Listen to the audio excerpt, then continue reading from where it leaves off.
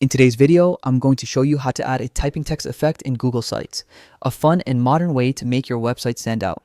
Whether you want to highlight your name, a tagline, or a call to action, this simple trick will instantly give your site a dynamic, professional look. Let's get started.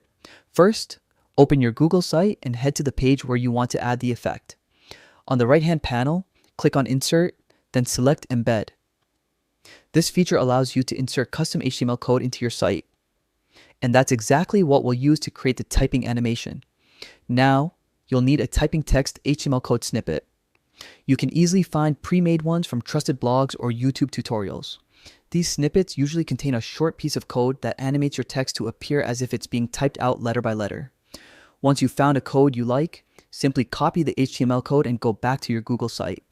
In the Embed box, select the Code tab, paste your snippet, and click Insert. You'll immediately see the typing text effect appear on your page preview.